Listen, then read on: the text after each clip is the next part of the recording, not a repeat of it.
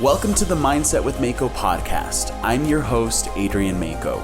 Join me each week as we delve into the transformative power of mindset and learn from successful business owners, influencers, and inspirational people who have changed their lives through the power of their mindset. All right, welcome to the Mindset with Mako podcast. Today we have a very, very special guest. She has taken the fine line tattooing industry by storm and has climbed the ladder super fast.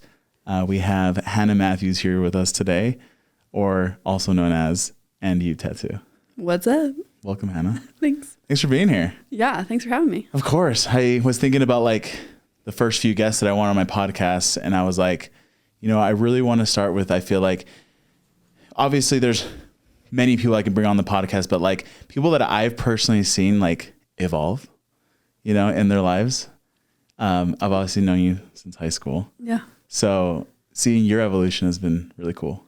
Evolve I have done. It's been, yeah. The glow up is real. Yeah. Do you ever get like the flashbacks on Facebook? Yeah. Of like our old I literally get that one like every single year of, I think it's like me, Peter, you, Melina. In the courtyard? Yeah. Yeah. Like the one sitting on the bulldog? Yeah. Every single year. Like, it just pops I up. was ugly. Whatever. We were all in our, you know, thriving senior year. Going through puberty. It's fine. Yeah. We were cute. Yeah, we're cute. But now we're so different. Yeah. In a good way, right? Yeah, definitely. Right. Looking back at where I was, I'm like, she was cute. She had a good life, but like, thank God I grew up. Yeah. We're counting our blessings. Right? Yeah. So one thing I just kind of wanted to say that like, cause I don't know a lot of tattoo artists personally, like do like you on a personal level, but I follow a handful of them on Instagram. And I just, what like, I think you do really well at, and that I see you stand out is I see that like you really interact and care with your followers and like your clients. It looks like you really give a shit. Yeah. I don't know. I don't know why. I feel like everyone wants to belong to something or to belong somewhere or be a part of something, you know? And so when I first started my tattoo business and all of that, I always looked up to people who were on social media who had that kind of like little community for them. Mm-hmm. And I found myself constantly showing up for like these random ass people on the internet. And like, I don't know why, but I just feel a connection with you. Yeah. And I always thought it was so cool. And I always looked up to these people. So when I started my business, it's not like I was intentional about it, but I was just, I think I like subconsciously was like, I kind of want to have that own space for me that people can, you know, go to for whatever reason. But yeah, it's again, unintentionally, but like, it's cool to have like my own little like fan base. Yeah. Like, and honestly, like some people I've never even met or like have never tattooed. They live like on the other side of the country. Right. But like every time their name pops up, I'm just like, oh, hey friend. You know them. Yeah. So it's really cool. It's interesting how we can make connections with people and other humans when they're like complete strangers, but other things connect you, like tattooing, music, art, movies, right? Yeah. Like for me, music is big for me, right? Musician. So like when, I don't know what I'm talking about, like when Chester Bennington died in 2017, it's like one of my best friends like committed suicide. Yeah. It was the weirdest thing. Yeah. So I get that. Kind of how that goes. Yeah. So I've obviously known you for a really long time. We went to high school together, middle school together, not elementary school, but I want everyone else to kind of know you and your upbringing. So what was your upbringing like? I grew up in Provo, P-Town, good old Provo. Yeah, just cute little fam, just growing up. I grew up like super religious, LDS and Mormon, for those who don't know what LDS stands for. Yeah, just had a good life, like fit the mold, had a really good supportive family. Nice. So yeah. What kind of person were you in high school?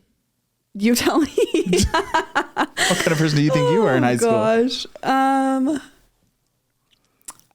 I don't know. I felt like I was always like a very good, like good girl, like follow the rules. Like when people would talk to me in class and like, shh, we're not supposed to be talking right now. So just really, yeah, follow the rules, like to have a good time. I played softball all 4 years of high school. And so I feel like that was a big part of my life too. Just kind of like learning how to be a part of something and part of a team and grow up with those girls too was really fun. So yeah. What position did you play in softball again? I was mostly first base. I did a little bit of like catching my first 2 years of high school, but mostly first base and sometimes outfield. Nice. Did you play anything like outside of high school softball? Was that like a big passion for you? Is that just kind of like... Yeah, I grew up playing it. So like, I think it was probably in elementary school. I started just doing like city league stuff, you know? And then in like, I did summer leagues, like competitive leagues, in between like middle school and high school. So like all the summertime. That was like a big part of your childhood. Yeah. Nice. Yeah, I loved it. It was, and I still like, even for like 8 years after high school, I played co-ed slow pitch with my family had a team. And so it's always been a big part of my life. And I still have like dreams to this day of like that I'm late for practice or like that I struck out every single at bat and like just like stress. Like it was a big, that's so funny. A big part of my life, I have those same dreams, but I'm in high school and I'm like failing math. Yeah. Which I was failing math like the entire time. Well, I wasn't striking out, so. Yeah, well, yeah, and that's funny. But then you wake up and you're in a panic. You're like, wait, shit, high school was 10 years ago. I'm good. Yeah. I'm good. Yeah. I'm good. I made it. Yeah. So you said you were kind of by the books and like followed all the rules and stuff like that. Do you think that has anything to do with like, obviously your religious upbringing, but your dad was also a bishop, right? Yeah. Your bishop. Yeah, in high school. Like I think it was like all through high school, basically. How was that? It was good. Yeah.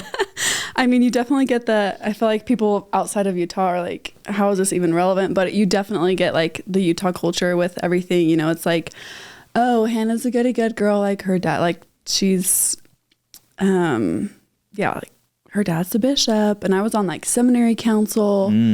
And then I would be at like the high school dances, you know, just like dropping it low and people are like, she's on seminary council, like her dad's the bishop. So I mean, I feel like I've always had kind of like a wild rebellious side to me, but for the most part, like my presentation has always been like pretty clean cut. Yeah. But do you think having that pressure or that stigma about you made you want to rebel a little? Oh, absolutely. Yeah. I remember like so many times my mom would like tell me to do something or say not to do something, and I'm like, watch me do it. Like, I'm going to do it anyway. Or, you know, it almost made me like want to do it more just because she was making a comment about it. Right. So yeah, I definitely think to prove them wrong. Yeah. But that's definitely what led me, I feel like, a little bit to becoming a tattoo artist, was just like, because tattoos were such a big no and like so looked down upon and so against our religion. Yeah. Like you were basically like this terrible person if you had a tattoo, basically. Yeah.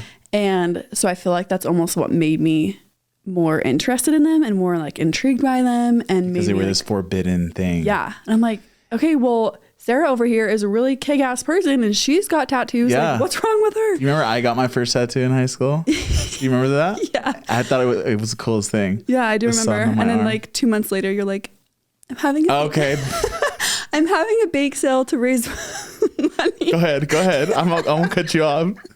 I'm having a bake sale to raise money to. It's not a bake sale. You had a bake sale. It wasn't a bake sale. It was a food fundraiser. I wasn't baking. Sale? Okay, go ahead. Continue. To raise money to get my tattoos removed. And I was like, okay, good on ya. Like, whatever. And then like a month later, he's like, hey guys, I got a new tattoo. I was in this weird part of my life where it was like, am I in the church? Am I not in the church? And that moment I was like, I'm in the church. And like you said, it's this bad thing. So like, I was like, I need to get these removed. Well, it's crazy how it's like so black and white. Like when we were growing up, it was very, very like staunch black and white.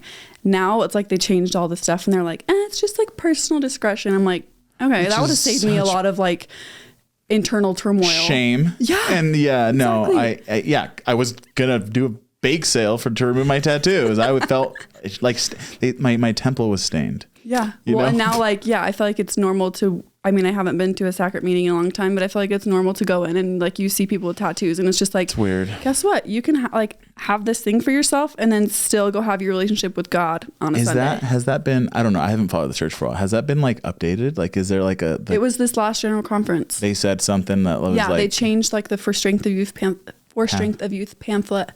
I've never like read the actual like excerpt or whatever, but it was like with piercings and tattoos, like it's because it was never like a commandment, like it wasn't anything that would get you like keep you out of like the temple or whatever, but it was always like a guideline. But now with tattoos and piercings, it's more of like, okay, well, it's up to like your personal discretion and how you feel about it and how you feel like God is perceiving you with that. So it's still like a little bit guilt driven, a little taboo like. Still. Yeah. But I mean, especially for Utah, I feel like church members outside of Utah were like, oh yeah, we stopped giving a shit like quite a bit ago. So. Right. It's crazy to see how the church has kind of evolved and shaped. But. I mean, I feel like it's nice that it's, I don't know, like more accommodating, but at the same time, it's like, okay, so how come like I was made to feel like crap for my whole childhood and youth because I was like supposed to feel so bad about the things I was doing, but now it's kind of just like, oh, you're fine. Right. I'm like, now it's like, just kidding. Yeah. And it's never like, I mean, correct me if I'm wrong, I don't know if you've seen anything, but I feel like when they change things like that with whatever it may be, they never come out and like apologize. Yeah. Or like, there's no accountability. It's like, hey, thought about it, changed it. This is the thing now. Right. Yeah. I don't know. And then back then it was also like, I remember Polynesians could have tattoos because it was part of their culture. Yeah. And nothing against Polynesians. Go for it. I love that. Get tattooed, whatever. But it's like, wait, how come they get a freebie? Like, like what? Yeah. So I didn't get it. And it's weird that also something, like you said, so forbidden growing up is also something so beautiful too. Cause like it's, at the end of the day, it's art. Yeah. Right. Did you have any influences growing up in high school that you think you could attribute to how you maybe became a tattoo artist? Yeah, absolutely. I grew up in a super like art oriented home. My dad's an illustrator. He's been illustrating literally ever since I can remember. He illustrates like children's books, children's learning software. So I always grew up watching him like paint and draw and that kind of stuff. He was also big into like photography. My mom was super creative, just like really good design mind. She has like a really good eye for interior design. Nice. She's always been, she was that mom with like, we went up to the science fair and we had the big, huge sparkly board and we had the pictures and we had the cutouts and the stamps and everything was, So she's very good that way. Both my siblings too are very like art oriented. So I feel like that was a huge thing. Just growing up in a home that was very artsy and creative. Like I always felt like kind of the need to be creating something. But yeah, I mean, along with that too, I feel like my parents were always really hard workers, like always worked really hard, taught us how to work hard, taught us how to be grateful for the things that we have. Like we can still put in the work, but we are also, dealt a hand that we should be grateful for, very privileged, very, just work hard, be grateful, be kind. I feel like my mom has always instilled in us to if you can be anything, just be kind. Like it'll get you far. You'll have people on your side. Just be kind. So I feel like all those things, growing up in an artsy home and then just having those things taught to me from my parents has kind of like led me to where I am right now. Totally. I love that what you said as far as like coming from a place of gratitude. Yeah. Cause I feel like being grateful is obviously something that's super important, but I think we also, when we are privileged, I would consider anyone who lives in the United States privileged. Yeah. There's a lot of people outside in third world countries that do not have the privileges that we do. Mm-hmm. But I think that also gives us a responsibility to do something greater than just, I don't know. Absolutely. Like take advantage of it. Yeah. Like do something with it. Like I feel like, and that's, I don't know if you were going to ask me this, but yeah, go ahead. I feel like just with because that's kind of when I got the idea of starting tattoo, was in 2020 when the kind of whole world went to shit. And I had just had my daughter in June of 2020. And a couple months after that, I feel like all the content and like media and stuff, there was kind of like two sides. Like there was like the people who were scared and hunkering down and buying into like, the fear. woe is me. And then you had the other side who was like, let's seize the fucking day. Where's like, the opportunity? Let's go. Right. Yeah.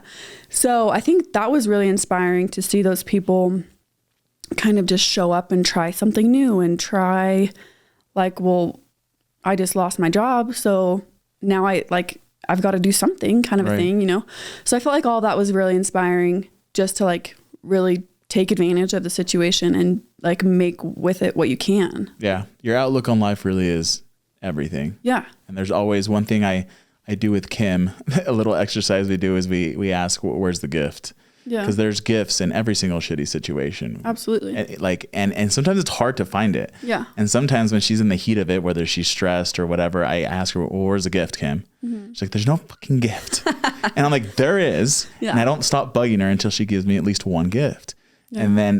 But what that does is just, it's not going to fix the issue. It still sucks. It's not to like try to, maybe it'll make you feel better a little, but it's just to kind of shift your perspective and your mindset just a little, to be like, from this very difficult situation, there's at least one gift that's coming from this. Right. So I think that's cool. Yeah. So you're out of high school. Did you go straight into tattooing, or what was that like after? No, so growing up religious, I did the, like, you get married in the temple to a returned missionary and that you're just going to live happily ever after. So at the ripe age of 19, I got married to someone that I knew for a few months. Did all of the church things, got married in the temple. And I was kind of just like, so this isn't it. Like, this was not, like, I was told like this was going to be like my happily ever after as long as I like checked these boxes. All the rules, yeah. And I was just like, this just doesn't feel like me. This doesn't feel like what I'm supposed to be doing with my life. This doesn't feel right. This doesn't feel like in alignment. And so we ended up separating like 11 months after we got married and got divorced. Moved up to, when we got married, I moved up to Salt Lake County. And I feel like that's kind of where my like standing up for myself really started to come to fruition. I had always, again, just been very like submissive to the rules of growing up like in the church and that kind of stuff. And made a lot of decisions based off of what the church was teaching me as a youth. And so, anyway, moving up to Salt Lake County, kind of getting out of the Utah County bubble. Yeah. Again, you really only understand this, and it sounds freaking whack saying it if you're not literally from Utah County. Well, it's weird too if you look at a map, because it's like, oh, they're only like 40 minutes away from each other. Yeah. But this is why I'll never move back to Provo. Yeah, it's crazy. So kind of like I got a job at a car dealership, started working there, and like back to my like Sarah scenario, like I started working with all these really cool people that were like wanted to have like deep conversations, not just like this surface level bullshit. And like they wanted to like get to know me, and they wanted to hang out, and like they were cool and loving and caring and kind. And I was so confused because I was like, wait, they like have tattoos and drink coffee and like go out and party. Like, how are they having a good life? How are they happy without the church? Like, I don't like it. My brain was so like confused. I know it sounds dumb, but so just seeing that people were like still had that like genuine happiness outside of the church, I was just like, oh, like you can be who you want to be. Like you can make your own choices for yourself and still like have your relationship with God. You can still believe in what you want to believe in and still do the things that you feel like are in alignment with you. So I feel like that's kind of where I started, like just moving to Salt Lake kind of opened my eyes a little bit. And then, so I ended up getting divorced, met my now husband, and we dated for like a year and a half-ish. I can't remember the exact timeline, and then we got married, had kids. So I was a stay-at-home. As soon as I had my son, I was just a stay-at-home mom with him. And then after I had my daughter is when I kind of was just like, okay, again, going back to like the church, I was told that like you get married, you start a family, and like that's the process, and you're just gonna like you're gonna be a mom, and that's just what you are. Like literally, like in elementary school when you get like the questionnaire in 3rd grade that says like, what do you want to be when you grow up? I'm like, a mom. Like I'm just gonna be a mom. And in high school, I never really knew what I wanted to go to college for, because it was like, I'm just gonna be a mom. What do you mean? I have to pick a class? Like I'm just gonna be a mom. I don't know. And so yeah, I became a mom, and I love my kids more than anything. But again, I kind of had this little moment, like sweeping my floors for the 3rd time in a day with a screaming baby and a toddler, that I was just like, this can't be it. Like, this is not all. This is not, there's gotta be fulfilled. more. Yeah. I was like, there's gotta be more for me. There's something else out there. And so that's when I kind of like just started tuning into what it is I wanted to pursue. And so was tattooing even a thought? Like during your first marriage, or like shortly after that, like meeting all these new people in Salt Lake, was that even on the table at all? Or? Not like becoming an artist, but getting a tattoo was always something that getting a tattoo. Always something that I wanted. Just because being like from an art-based family, like I remember telling my ex-husband one day, because my dad is an illustrator and my brother also draws really incredible art. And I was just like, it'd be so cool to get like some art from my dad or my brother one day. Like tattooed. If something was to ever happen to them, or like if they just drew something that was really significant, or like, I don't know. And so I literally said that to him, and he looked at me like I had just said that I wanted to like murder someone. Yeah. I was just like, okay, so I guess maybe not. Guess I'm not doing that. So that was the first thing I did. So first red flag. Yeah. Oh, really? So that was the first thing you did? I mean, yeah. So like significant thing. Sure. But I meant like you got divorced and you're like, I'm gonna get a freaking tattoo. Yeah. Which one was your first tattoo? This one, Life is Beautiful, in French. My brother was serving a mission at the time in France. Okay, cool. So, cute little Pinterest quote that I found. And life is beautiful. Yeah, it is. It is. So went and got that. And I feel like when I was getting it, I mean, with anything new or like life changing, it's energetic. It's, it's fun. It's exciting. It's like a bookmark in your brain. But for some reason, I just felt so alive. Like, yeah, it was scary walking into a tattoo shop. Yeah, it was my first tattoo. I'm not like in love with it now, but just like the buzz and the energy there was inspiring. And so yeah, just kept getting tattoos, and then didn't really ever think of it as a career until just after I had my daughter. I went and got a tattoo, my kids' names on my hand, and just sitting down and like, it was like watching her put her table together and like watching her go through the process of like doing my tattoo. I was just like, God damn, this is cool. Like this is really cool. And she's a mom and she's like running her own business. And I was just like, this is really freaking cool. And I really am I was like so just drawn to it right away, and felt this pull that I have never felt towards anything else. So after that, I had won a tattoo giveaway. And so I was just getting a lot of tattoos like right back to back. And it was the same kind of thing, like just felt really inspired being at the appointment. And so literally was just like, let's go. So did you draw before it? Like, did you take that from your dad and kind of illustrate a little? Yeah. I mean, he's on another level. Sure. Like, but I feel like I was never one to like sit down and just like be able to just put whatever is in my brain to paper. But I feel like I've always had a good eye for like design and creating, things, which is why too, I'm drawn to the more fine line style. 'Cause I'm not one who can sit down and like do a realism shading portrait of your grandma, That's hard.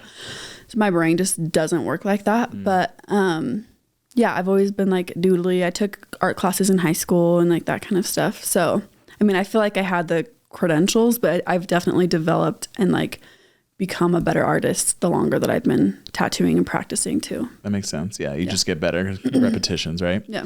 So you're seeing as you're getting tattooed, you're seeing your tattoo artists kind of do their thing, and you're like, I want to become part of that process. Like, so at what point did your mindset shift and you were like, I'm going to go do this? Like, what happened? So again, this sounds so cheesy. I'm a big like sports gal. Yeah. And I love watching like ESPN's 30 for 30s or like the TikToks that show up. That's like the little boy with cancer and like his favorite football player comes and like surprises him at the hospital. Yeah. I'm just like in tears. I just love sports stories. I love like, athletes overcoming whatever. Yeah. Okay. So 2020, Tom Brady goes to the Buccaneers. Oh yeah. If you don't know football, you still know who the fuck Tom Brady is. Of course. Yeah, he's a legend. Yeah. Yeah. So he goes to the Buccaneers. They have all the sorts of, it's like breaking history in football. Right. They have all these like different little shows and YouTube videos about him and whatever, interviews and that kind of stuff. So just watching them, there was one that I watched. I think it was, I can't remember. Well, that year they went to the Super Bowl and they won. Right. So I think it was either like right before the Super Bowl or something. I saw one of like the interview clips and they put together like a montage of his career and whatever. I didn't realize that he was the 199th pick. Oh yeah. Have you not heard his whole story? Well, I mean, I have now. You have now. Oh, it's wild. Yeah. And so I'm like sitting there, I'm like, Tom Brady, like the same one who's literally the greatest of all time barely quarterbacks. Made it. And then he sat on the bench for years. And I forgot who was ahead of him. But the only reason he got in is because the dude broke his leg. He was like second string. Yeah. So I'm like, okay, wait. So Mr. Tom, the Brady, the GOAT. Yeah. He, like, no one even freaking wanted him. Like, he barely squoze in to the draft. Mm-hmm. And so in my mind, I'm like, well, you don't got to be the best, but you sure can work your ass off and be the best. Totally. So that was really inspiring to me to just like watch that. I was just like wide-eyed in front of the TV, like a little kid in the candy store, just like consuming this, like, you're just freaking do it. Inspired. Like, yeah. Yeah. You just got to go. You got to at least start, like start somewhere and then just work your butt off. And yeah, you may not be like the best, like gifted, like naturally talented person, but you can work hard and you can, prove everyone else wrong. So totally. I think when people want to try something new and start something new, they're scared to fail. Yeah. But it's not if you fail, it's when you'll fail. Because and it's about how good you can get at failing repeatedly. Like I think like when I started learning piano, right? I still fail every freaking day. Like when I'm learning a new piece or a new passage or whatever, it sometimes will take me weeks for like two little measures, right? But like if you get used to that failure and that repetition, it's like, okay, like I'm here and I'm actually building something. Not only failing, but like too, I feel like kind of correcting, like learning from your mistakes. Like sure you want to fail, but you also want to like, okay, why did I fail at that? How can I fix it? Let's readjust for next time. Yeah. That persistence. Yeah. Cool. So how did you get introduced into, so that you've decided, you've been inspired, you want to do this? Mm-hmm. What was your next step? Buy a tattoo gun? No. Start tatting Lewis's back? Yeah. No.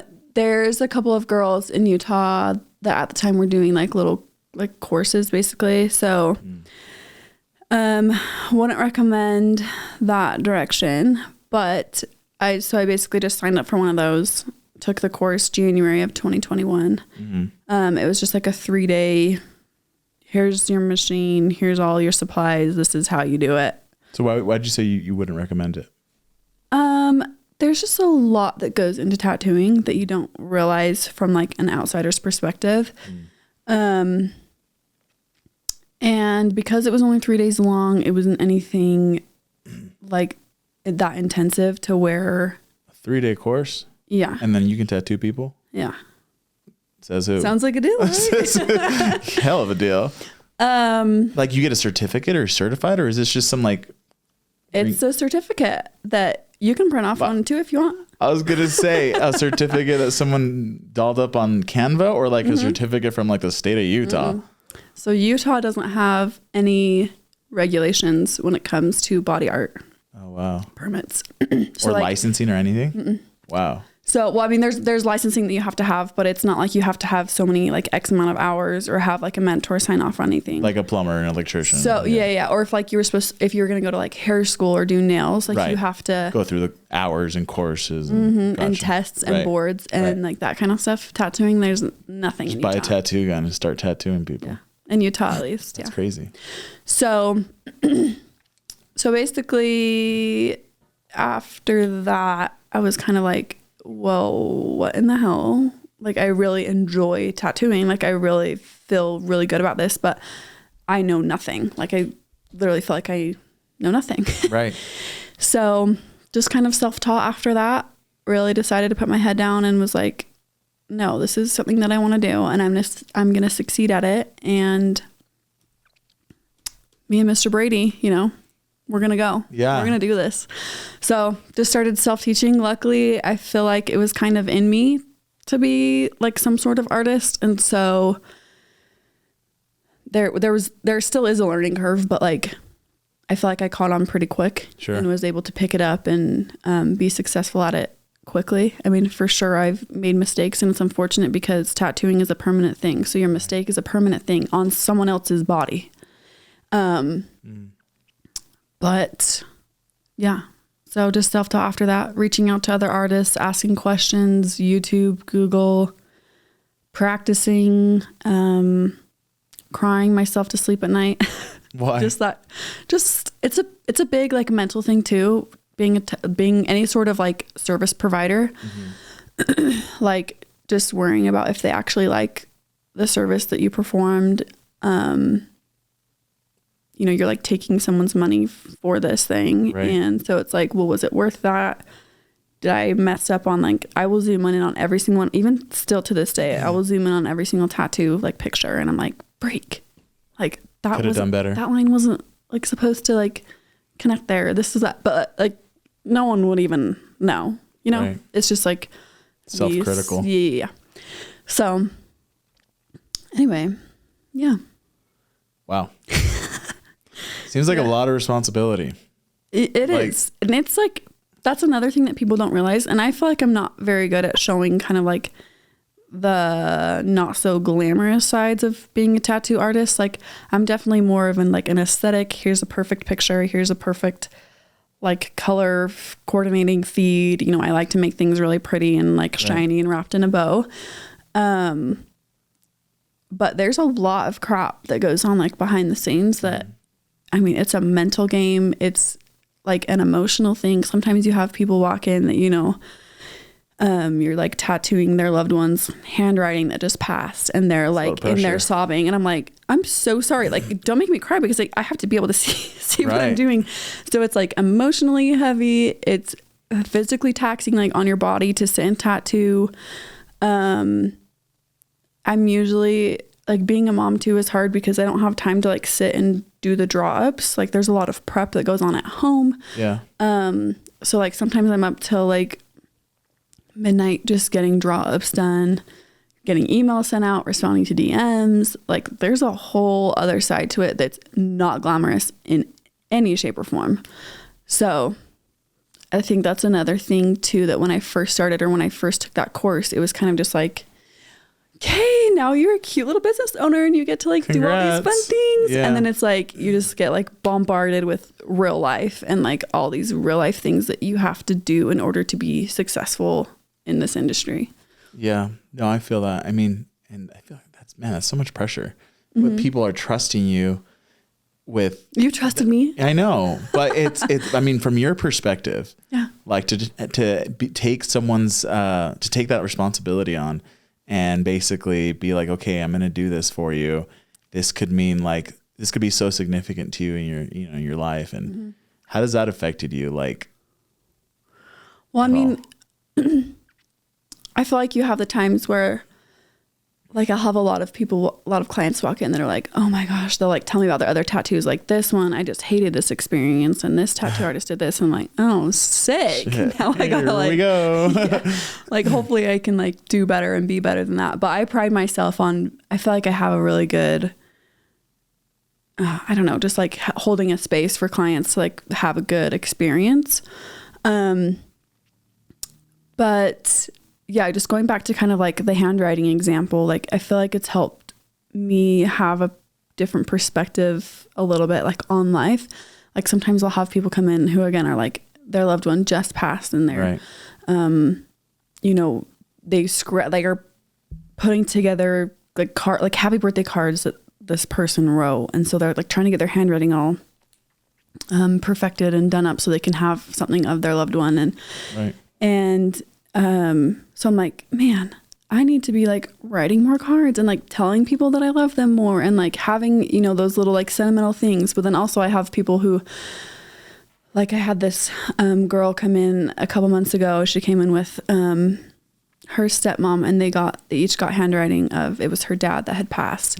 And the whole appointment, they're just sitting there like telling stories and like reminiscing on the good times with her dad. And I'm just kind of sitting there like, am I living my life to where people are going to be like talking proudly of me? You know what I'm saying? Like living a life to where there's good memories and good things said about me when I'm gone. So I feel like that's always a good like reminder for myself just to, you know, be a good person, be a happy person, be a kind person. So yeah, I feel like that, and also just the relationships that I get to have with these clients, like people that I have literally never even met, and they walk in, they're like, I feel like I know you because I follow you. And I'm like, you're so nice. Like, yeah. I just feel like a little tiny gal from Utah County whose like life isn't that cool. But then these people like are so invested in me. And then when they come to get a tattoo from me, there's this really cool like exchange of energy to where they're trusting me. And because there's so much trust there, I like want to give my best to them. Right. And, so with that too, I feel like I've learned just how important it is to, I don't know, like care about other people, no matter who you are, no matter where you're from. Every single person walks in and has a different life story.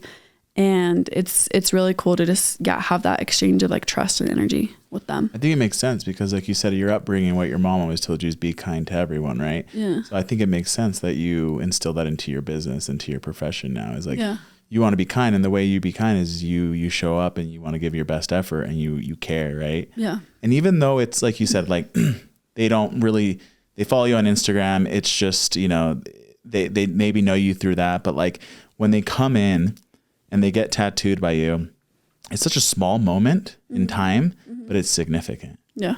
Right. And it's permanent. Yeah. Well, and like, yeah, like tattoos are like a cool, like little timestamp kind of a thing, you know, it's like it's like, and a lot of people too ask like, do you have any tattoos you regret? Or like when people are like, oh, I regret this tattoo, or like, oh, I wish I wouldn't have done that. I'm like, okay, you wish you wouldn't have gotten a little $10 tattoo on the strip of Vegas at 3:00 in the morning. But guess what? Now you can be like, hey, I got a tattoo. You know what I'm saying? Like, hell of a story. Yeah. There's like memories that go along with that. And then like, you can just like, for my first ones, I wanted cute little dainty fine line ones, but I walked into a traditional shop and that they don't do that. And so like me not knowing that kind of stuff, it's kind of like, oh, well, I wish they were different. But at the same time, like I was going through such big life changes at that time, and I can like go back to those moments and have those kind of like little reminders of like who I was and where I was going and what I was doing and what was like inspiring me, what my life was working towards, you know, like that kind of stuff. I feel like it's a cool, just a timestamp. Yeah. So love that you can be a part of that for people in their lives. Yeah. You've been a part of that for me in my life, just so you know. Thank you. Well, in two ways. One, that video I made for you for your birthday, when we were at Lewis did like that whole compilation or whatever, where I said like, you helped me feel accepted in high school. You really did. just because like, and it makes sense, full circle, because you were kind, right? And I don't know, I was a little different growing up, right? I didn't come from the most structured family, and I moved around a lot and sometimes around with the wrong crowd, right? And even though we had a lot of the same friends, I did feel like an outsider sometimes, but not with you. It was never like that with you. You're always super kind to me and made me feel accepting. So you've already made a big difference in my life. Thank you. So that's one. And then two, you own my left arm. So, you know, like from the top now, right? Because now it's 1, 2, 3, 4. Well, and I literally did your first tattoo. Like, I think I had picked up a tattoo gun and like 4 weeks later, you were like, hey, I'm ready. Need it. Well, I appreciate your trust so early on. Yeah, I just trusted you, and I knew you'd give it your best, and that one was really significant for me. The change one here on my wrist, for everyone to see. Don't look too close. Just kidding. But it's good. It's because, you know, like I was going through a really hard time in my life during that time. Like I was in a bad place, pretty dark place, and change was the kind of thing that I was like, if I get it tattooed, I'll change. I didn't. For a while. I have now a ton. The last 12 months have been significant for me. But in that moment, I wanted something so bad, and I needed to express it. And so I was like, if I get it tattooed, I can express it that way, and it can really maybe put me on the right path. Eventually it did, but it was quite a ride. Yeah. And then the most recent one you did was my wedding date on my shoulder. But this one, it's funny that you were just talking about it. The one right here, my script that says leave out all the rest. It's, I don't know if you know that song. Do you know that song? Yeah. Okay. I don't know. Linkin Park. LP. Linkin Park. Well, you were talking about contribution basically to the world, right? And what you want to be remembered by, you know, when you're gone. And I think we all feel that to an extent, like, or at least I feel like you should, right? Because there's so much more than just us and our family. That's why when people, like, I ask them, like realtors that want to get into real estate, or they're like, well, I tell them, what's your why? Like, well, I want to provide for me and my family. And I'm like, oh, well, that's a given. That's cool. Like, I think everyone wants to do that, but what do you like? What's your purpose? What do you really want to do? What kind of difference do you want to make in this world? And for me, leave out all the rest basically means like, I want to be remembered for all the good that I've done and the difference that I've made in people's lives, and not the rest. Right. Leave out all the rest, right? There's your learning. Your learning periods and your growing periods and your figuring out who you are periods. So yeah, right. You can leave those out. It's fine. Yeah. So learn from them, leave them. Yeah. And I personally am not a huge believer that every single tattoo needs to mean something deep and special. Oh, yeah. Like I just have a tiger. Which is badass, by the way. I love your tiger. I'm fierce. I don't know. And I like tigers. That was my first one. And people are like, so what's it for? And I'm like, God, I hate that question. I really do. Because my whole half sleeve, they're like, so what does it mean? I mean, it means I like it. It means I'm cool and I have tattoos. Yeah, exactly. It means I had some money to spend. And it's okay if it means something. If it's something sentimental and deep, then go for it. But I don't know. It is just art at the end of the day. And I feel like that's one of the things, or like reasons why I wanted to kind of start, was I'm a very sentimental person. And so I like being able to like be a part of that sentiment for other people. Right. But then at the same time, it doesn't have to mean anything. No. Like, and I feel like if you're a person who loves getting tattooed and wants to keep getting tattooed, like, I'm sorry, but you're going to run out of reasons. You're going to run out of reasons. I can justify just about anything, but there's still, you know. Right. Totally. It's fine. So why Andyou? What's the story behind you naming it? Why isn't it just like the Hannah Matthews Tattoo Studio, LLC? Well, so I feel like a lot of, and this is like no shade to people who have this, but I feel like a lot of people who have their own like businesses that are a service-based business, like hair, nails, aesthetics, that kind of stuff, it's always like their name and then whatever service they're offering. Hair, studio, whatever. Yeah. So it's like Sarah's Hair. I don't know who Sarah is. I don't know why I keep using the name Sarah, but Sarah, hey. Sorry, Sarah. Like, it's like Sarah does nails, or like Hair by Sarah. You know what I'm saying? Yeah, and I was just like, it doesn't really have a ring to it. Again, no shade. But I just wanted something that was like a little bit more unique. So then I kind of started with that. I also knew that I wanted to make like merch or something with it. And I was like, no one wants my fucking name on a sweatshirt. I'm so sorry, but like they just don't. So, I kind of like, that was the initial thought, was that I don't want my name in it. And then after that, I was kind of like, well, if it's not about me, it's about like it's my business, but I need the other half of my business. Like I can't run a business if no one wants to come to me for my business. So I kind of just started thinking like, well, there's me, but I need you too. So it's like me and you getting a tattoo, and it's like a little bit catchy.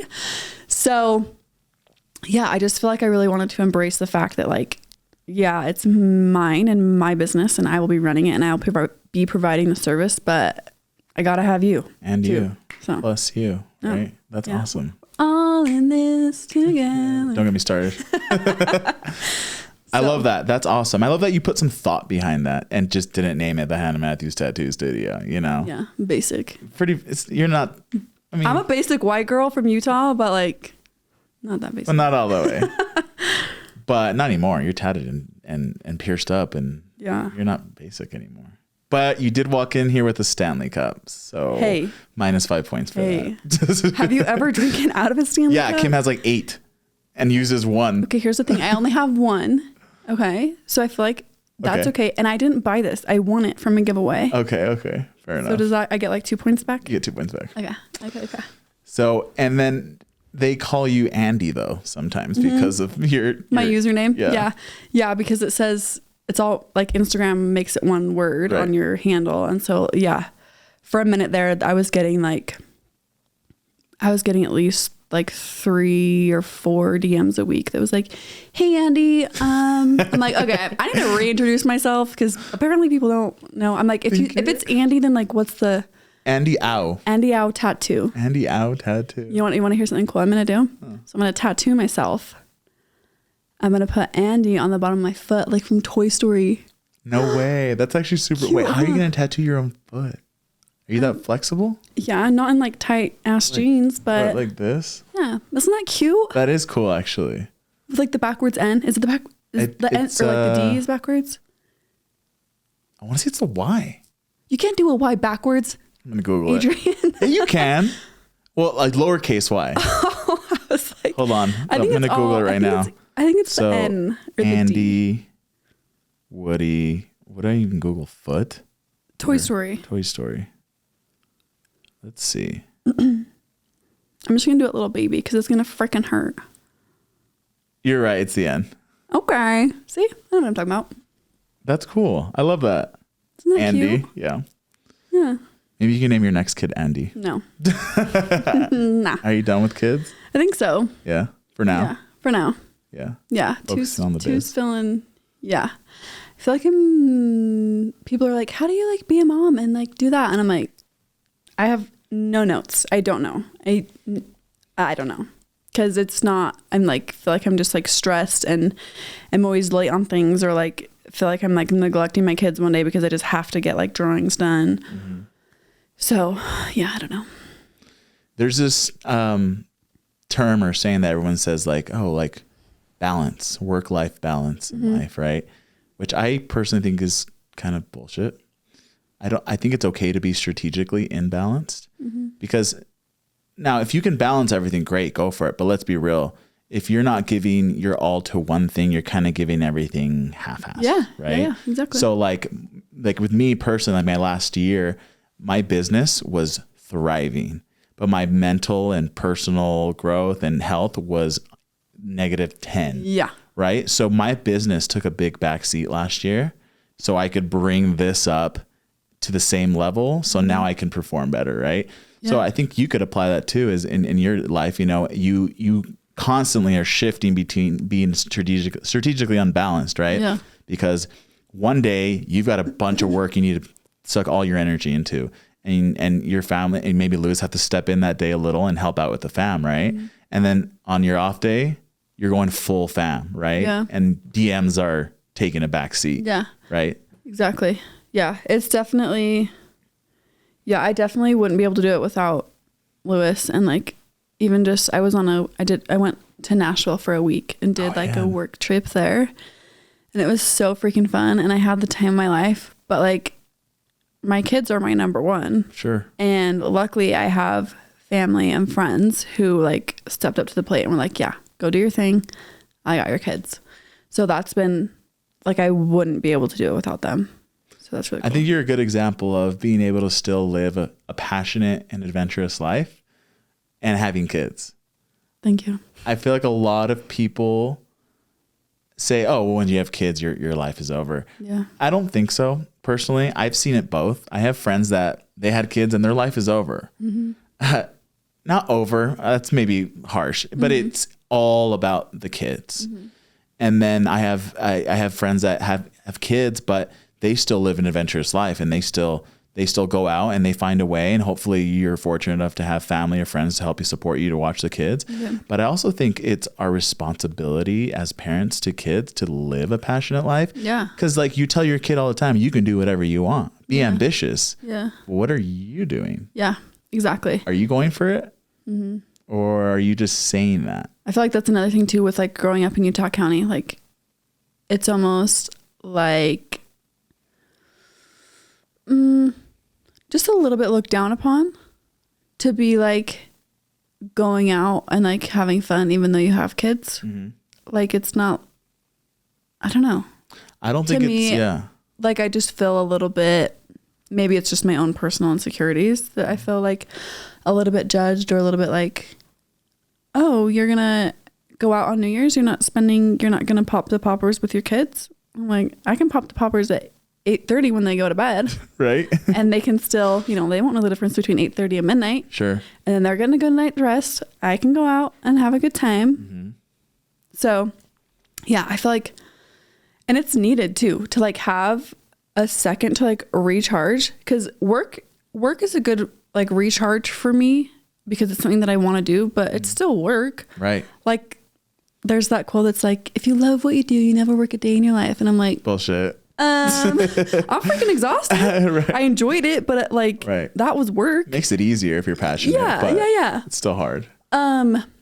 So while that is a recharge in and of itself, like there's definitely like a social recharge that needs to like take place in order for me to be a good mom and like feel like I'm giving my kids the mom that they deserve. Totally.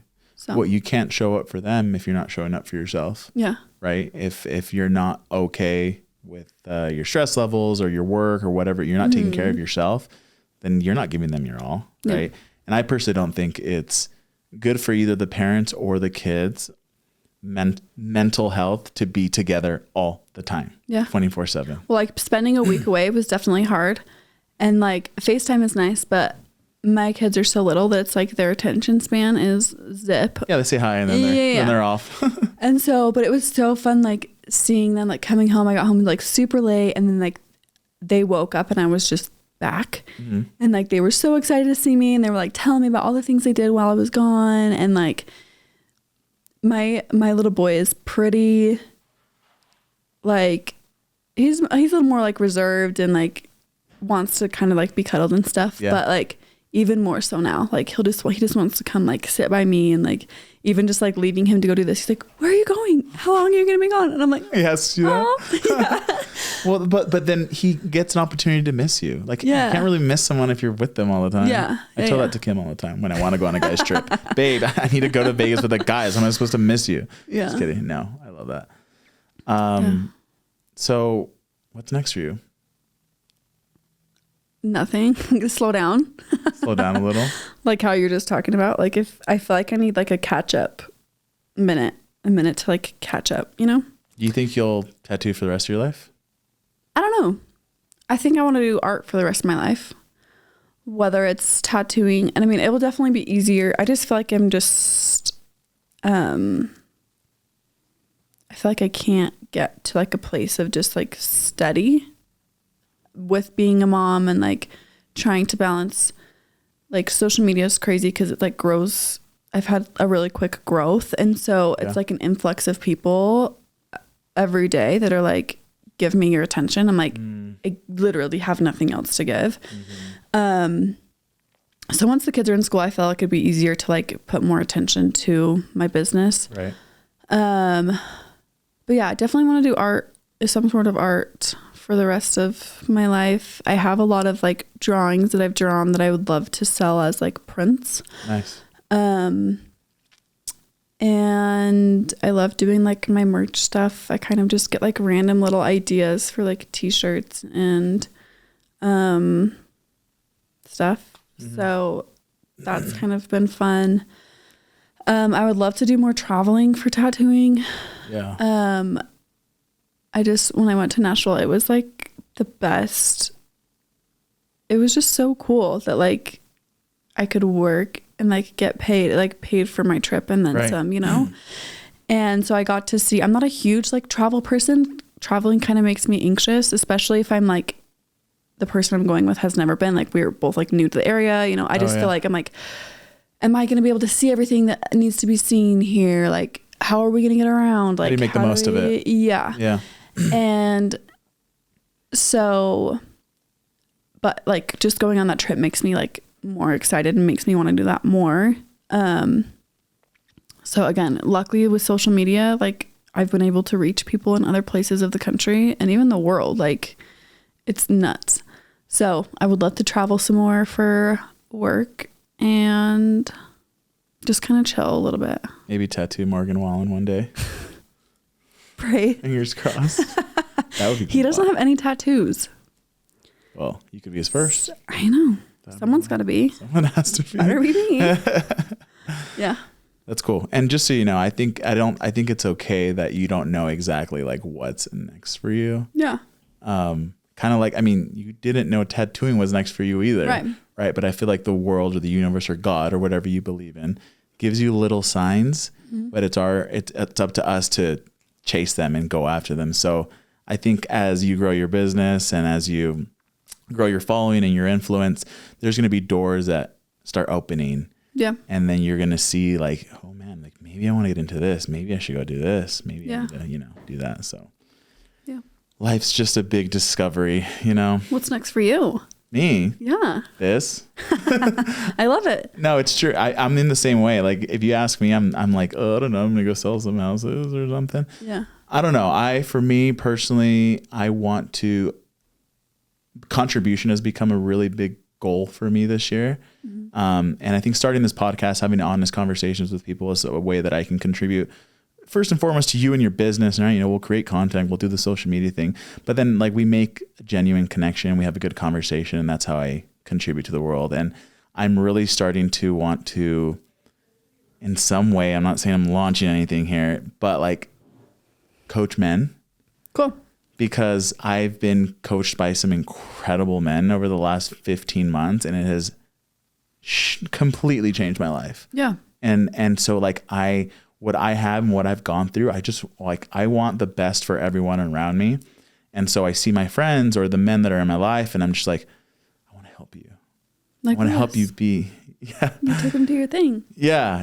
I love Lewis, by the way. And so same. I want the best for him. Yeah. Right. And I really do. And I want to work with people who want to better themselves. And I've surrounded myself around about 50 dudes that all want to better themselves, contribute to the world and to their families, and just show up for themselves. And that energy is just so like contagious. Yeah. Yeah. So I don't know what I'm going to do with that yet, but I don't know.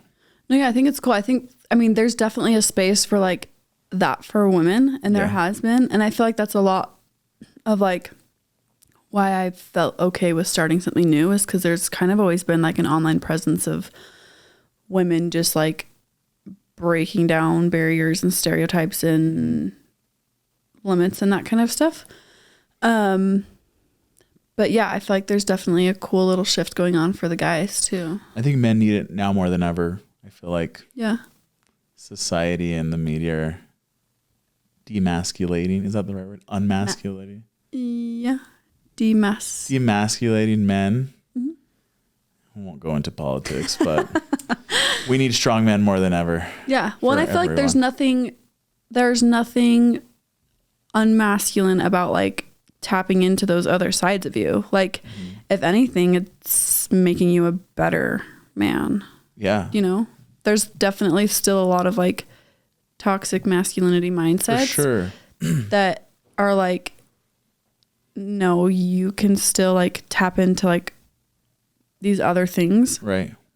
And show these other emotions and still like not lose your man card, you know? No, masculinity is so necessary, I feel like. And you're right, there's extremes on each side, but I feel like we've done so much to like push it down that now men are losing their masculinity. Why can't I say that word? Masculinity.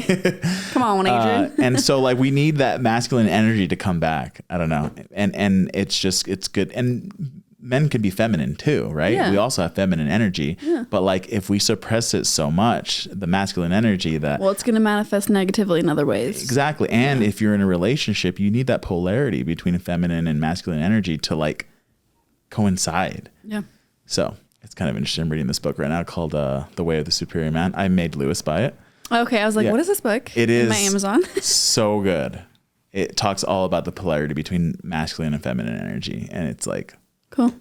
Wild. What do you want to finish with? What do you want to tell your followers? Gosh. A message from Hannah. I don't know. I don't know. I don't know if it's because I'm like turning 30 this year or what, but I just feel like I'm so sick of just letting life pass me by. Mm-hmm.